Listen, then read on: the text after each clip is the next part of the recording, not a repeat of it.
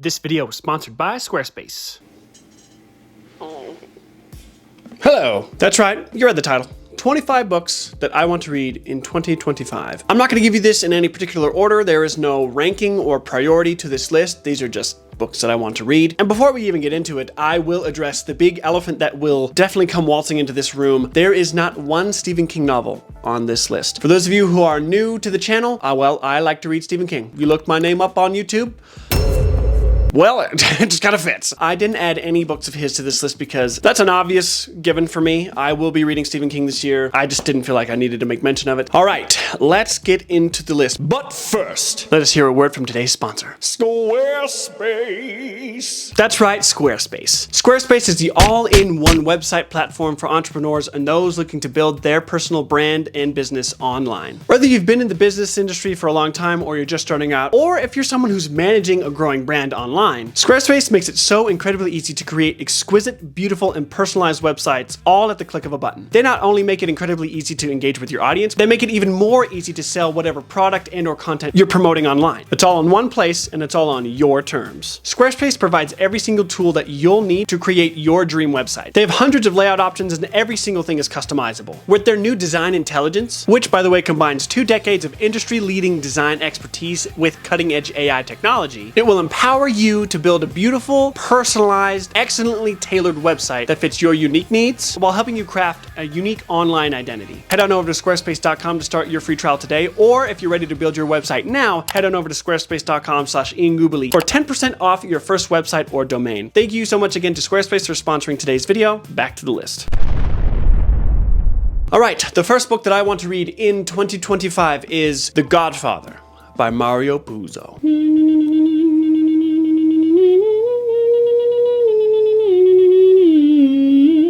This is a book that I've wanted to read for far too long. I've been a huge fan of the movie trilogy really ever since I can remember. And the fact that it's based off of a critically acclaimed crime fiction novel. Now that I finally have my hands on the novel, it's time. It's time that I finally read this book. We follow the Corleone family in New York. The Corleones are an organized crime mafia family led by the iron-fisted Don Vito Corleone. This story explores crime and loyalty and corruption set against the backdrop of the American dream. I could not be more excited to finally read the story of Michael, the youngest son, and his rise to power. Number 2, the Live Ship Trader trilogy by Robin Hobb, the first lady of fantasy herself. I had the immense pleasure of reading the Farseer trilogy earlier in 2024. I fell in love with Robin Hobb's writing. Her prose is some of the most beautiful prose I've ever read, and her character work was some of the most intricate and thought-provoking, and honestly some of the most fleshed out character work I've ever read. Essentially, the only thing that I know about this trilogy so far is that in the hub of some exotic trade, ships known as live ships that are made of a certain kind of magical wood essentially come alive and they become sentient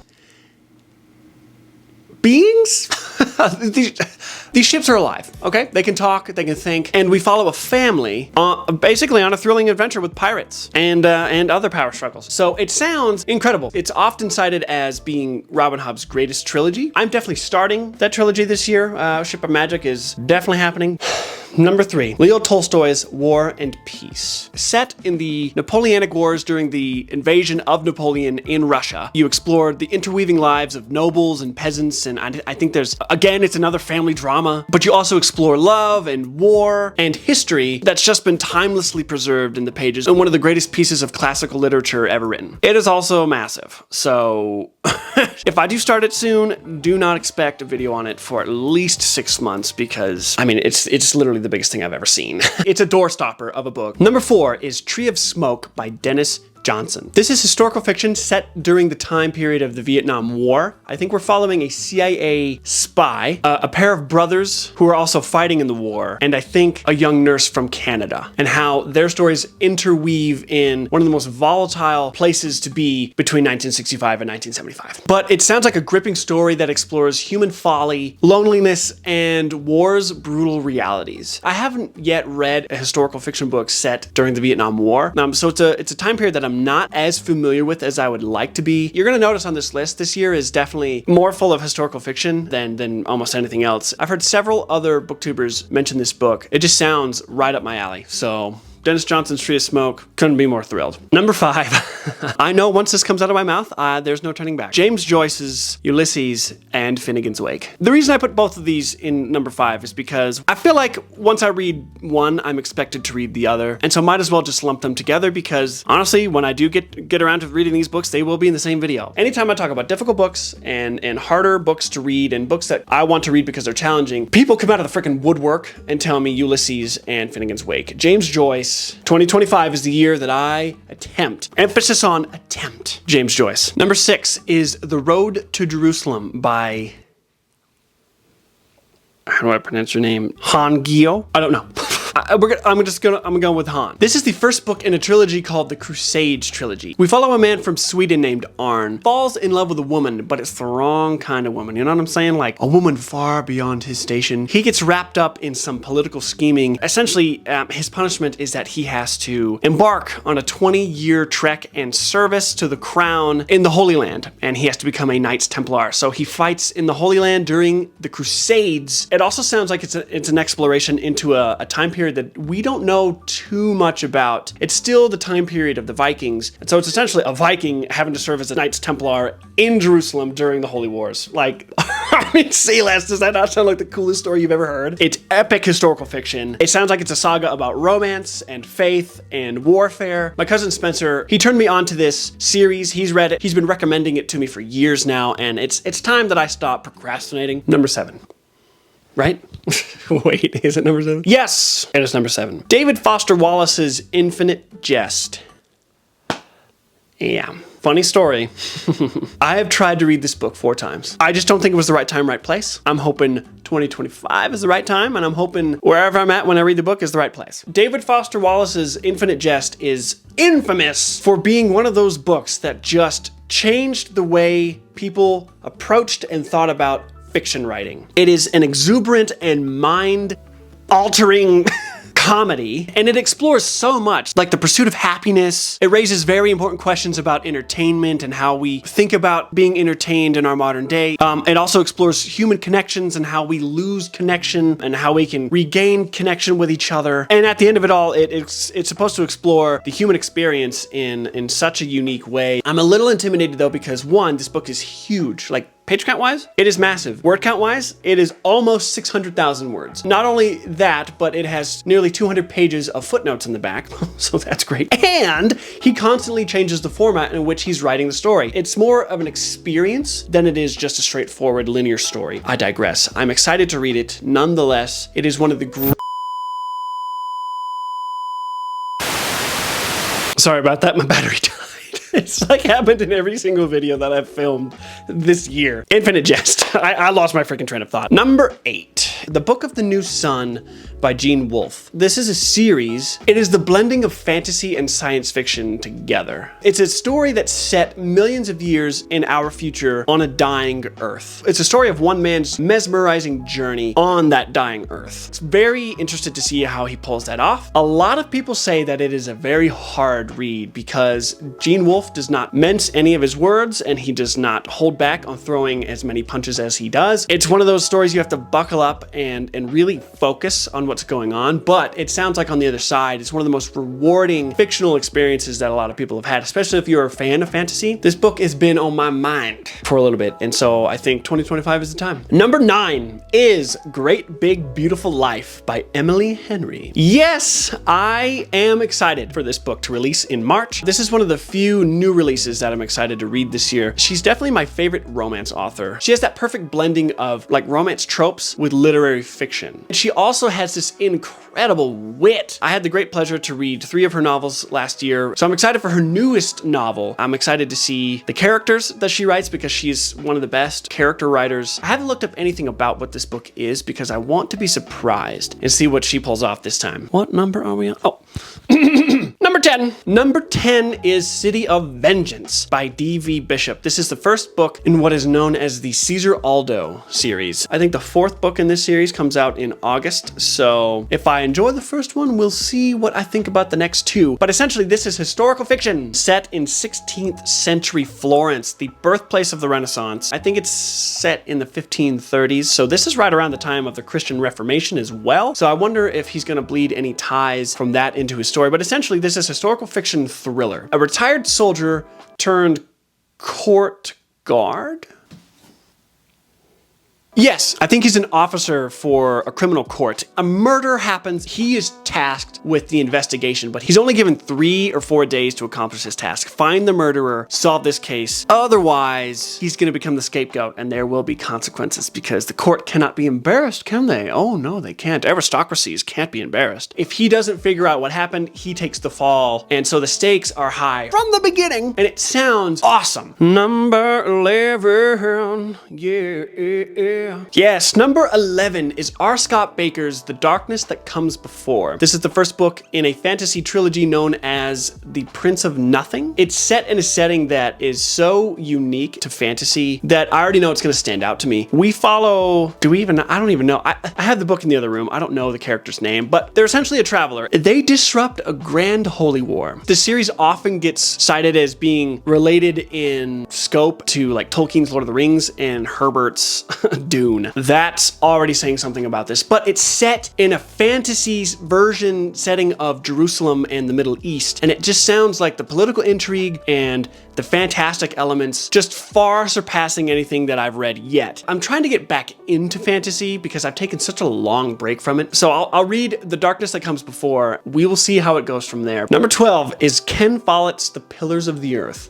Historical fiction. This is like the silver tuna of historical fiction. When it comes to this genre, Ken Follett sounds like he's unmatched. This is his magnum opus, and it's been a story that I've been wanting to read for so long. This is a medieval adventure like no other. There's a monk that has great political ambitions who wants to build the greatest Gothic cathedral the world has ever seen. There's a lot of court and political intrigue with the nobility and the ecclesiastical authorities of the time. It sounds like one of the most epic historical fiction books ever written, and yes, I know there's a miniseries. Number 13 is Crossroads of the Crow by Mr. Sapkowski himself. This is the brand new Witcher book. It already was released in Poland, and I don't know if it's been released in other parts of Europe yet, but it was released at the beginning of December. There should be some translations finally available in early 2025, so I'm guessing hopefully in the spring I can get my hands on this book. But I love the Witcher books so much. Geralt of Rivia, the Witcher himself, is my favorite fictional character of all time. Sapkowski's world, Sapkowski's writing, Sapkowski's lore of what Witchers are, and this incredible saga that he created. I could not be more thrilled, and the fact that this is actually a book that's coming out this year that I'm excited for. Like, I don't have that many books that I look forward to that are releasing. I'm a guy that kind of goes back. It sounds like it's yet another prequel, and we get a little bit more insight into Geralt's life and his history. If you haven't read the Witcher books yet, as a fantasy fan, you are absolutely missing out. The spring could not come any faster. In that same vein, number 14 is also a spring release of another huge fantasy author that I love, and that is Joe Abercrombie's The Devils. Now, I don't know if this has any connections to The First Law, but I haven't done any research on what this book is about. It releases in May, and so you better believe I'm going to the bookstore when that thing drops, but I don't want to know anything about it. Joe Abercrombie is one of the great character writers of all time. Like, hands down. He writes the best characters. He's the master at tone of voice, and he always has such a gripping and dark story to tell. The Devils just already looks and sounds like one of his best. It's been a while since I've picked up an Abercrombie book because I've read everything the man's written. It's time for another one, Joe. Thank you. God bless you for releasing another book in 2025. Number 15 is Wayward Pines by Blake Crouch. Blake Crouch is an author that just quickly rose in my estimation. He writes sci-fi thrillers. I've read 2 of his novels now, and so far both of them are 5-star. Objectively, mind-blowing, earth-shattering, life-changing 5-star books. But Wayward Pines was his first real break as an author, and it's a trilogy about a Secret Service agent who goes on a mission to Wayward Pines, Idaho, this little small secluded town. Supposedly 2 other agents have gone missing in this area on similar missions, and so it's his task to go and find find them. Knowing Blake Crouch, this is going to send me through a loop, several loops, because his thrillers, you don't see the majority of things coming in those novels. I'm very excited to just read everything Blake Crouch has written this year. I will get caught up because the man's quality is just impeccable. Blake Crouch is one of the best thriller writers out there. What freaking number am I on? Number 16 is Les Miserables by Victor Hugo. I don't know if I said that correctly. If I have any French viewers or people that know French, I'm very sorry if I just butchered your language. Les Mis, another epic classic by one of the great classic novelists. I'm ready to experience the story of Jean Valjean as it was meant to be experienced. I hear that the play is nothing close to what the novel is like. It's also set in a time period that I don't really read too much about. Set during the 1832 uprising in Paris. It sounds like one of the most epic battles of good and evil with some of the most unforgettable characters imagined. I don't know what could be said more. I'm gonna have to take like 2 months off of what I do to freaking read this book. It is huge. You know, if you thought War and Peace was big, Les Mis is right there. You know, I know it's one of the great critiques on Parisian society of the time, and honestly, probably society as a whole in Europe. It's an epic love story, doing whatever it takes to fight for your cause. It sounds amazing. 2025 is the year. Number 17 is Ernest Hemingway's For Whom the Bell Tolls. I have a goal this year to read books by some of the greatest American novelists, and Ernest Hemingway is at the top of the list. This would be my first Hemingway novel, but For Whom the Bell Tolls sounds incredible. Set during the Spanish Civil War, we follow an American fighting on the side of the Spanish? Well, I say the side of the Spanish is the Civil War, so he pick a side, right? He's there during the battle of a certain bridge that, you know, is set to explode. It's also a love story, so he falls in love along the way. It sounds like a great tale of loyalty and love and sacrifice, and it also sounds like one of the great anti-war novels because Hemingway was there on the ground during the Spanish Civil War. It's like a first-hand account, and Hemingway is one of those authors that I need to read in my life. Number 18 is Leon Forrest's Divine Days. I came across this novel in a San Francisco used bookstore when Ashlyn and I were out there for the holidays. When I saw it on the shelf and I read the back, I knew I had to take that book home with me. I knew it. The book, essentially, you explore the week in the life of a guy named Gilbert Jones at his Aunt Louise's nightclub known as the Night Lounge. But apparently he also has run-ins with like a cult leader, and he also is trying to write a play. Toni Morrison has a blurb that says, "Life has no more astute observer than Leon Morris."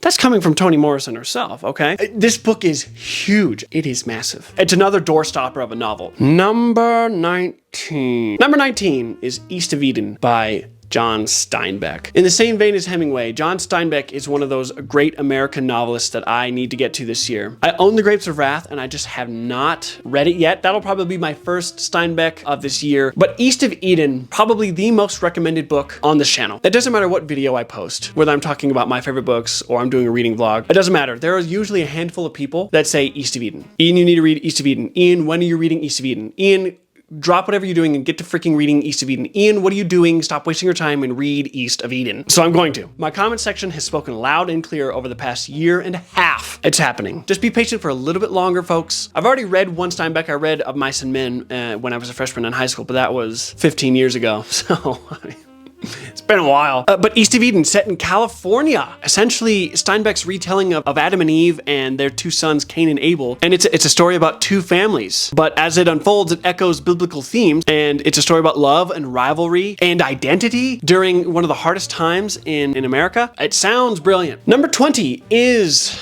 Kingfall by David Estes. This is not only the title of a book, but is the title of a series. That series, to be specific. David Estes' epic fantasy quintology, the Kingfall Histories. I want to read these because of the cover. Did you see those covers? Let me show you them again.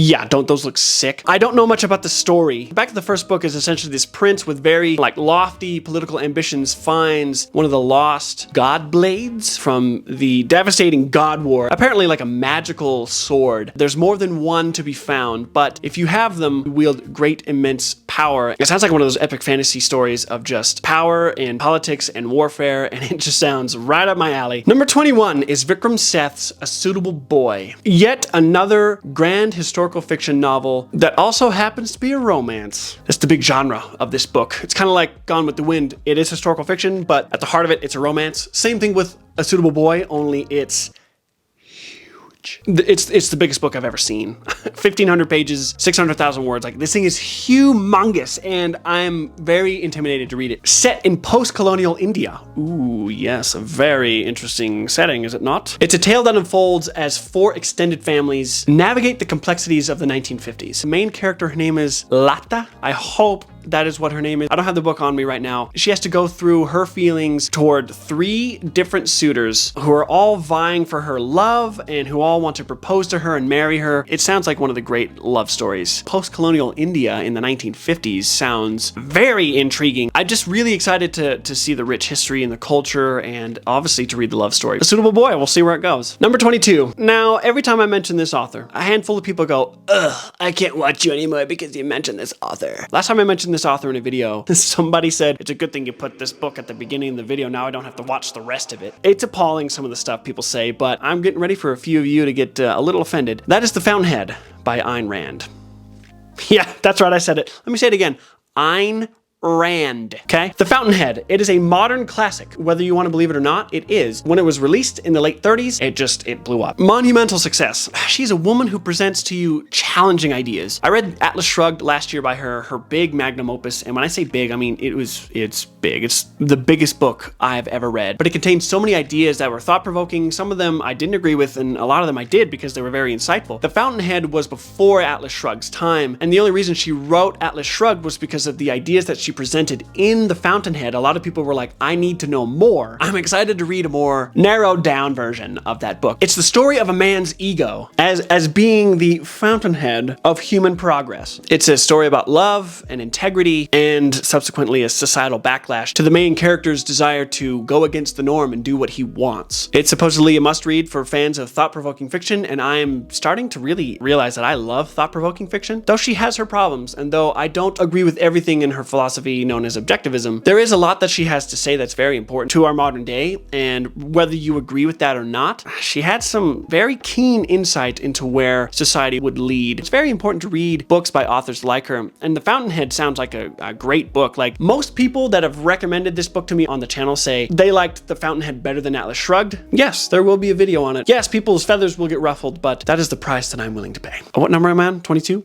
23? Number 23 is Ryan Cahill's The Bound and the Broken series. This is epic fantasy in the same vein as A Song of Ice and Fire, only there's more dragons and possibly magic. I don't know if there's magic. To be honest, I've kept far away from any reviews and any videos on this series because it's a series that I'm very much interested in, but I don't want to be spoiled on anything, not even themes or characters or setting. It sounds awesome. If it's anything like A Song of Ice and Fire, but there's just more dragons, bring it on. I would love to get back to the genre that kind of made me a reader. I'm gonna look no further than Mr. Cahill. Number 24 is Out of the Silent Planet by C.S. Lewis. This is what is known as his space trilogy. If you don't know who C.S. Lewis is, he's the author of the critically acclaimed The Chronicles of Narnia. He's also like best friend to J.R.R. Tolkien, who is the author of Lord of the Rings. So that tells you anything about this man. He's probably the greatest thinker of the 20th century, hands down. Like, the man revolutionized apologetics, and you know what? I'm getting on a rant. Out of the Silent Planet. A story about a man who gets abducted and taken to a planet called Malacandra. He gets abducted to this planet essentially to be taken there to be sacrificed by the inhabitants. And it just sounds more like one of the most unique science fiction stories ever written. And knowing C.S. Lewis, it's very thought-provoking because he does not write a story unintentionally. He does not write a story without weaving in some sort of philosophical or theological aspect. He wants to teach you something along the way. It's about time that I give his space trilogy some credit and some due. And the last book on this list, number 25, is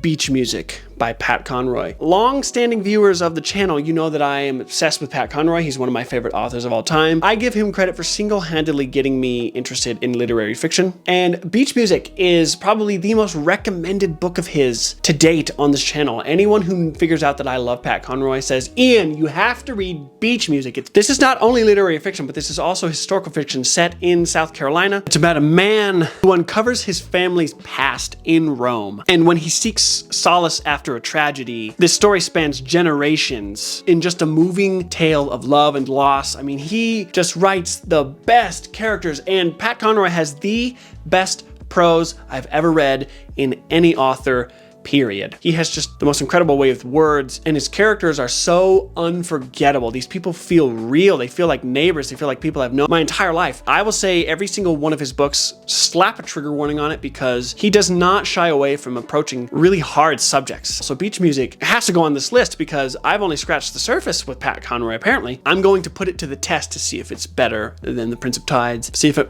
doesn't become one of my favorite books of all time. So folks, that is my 2025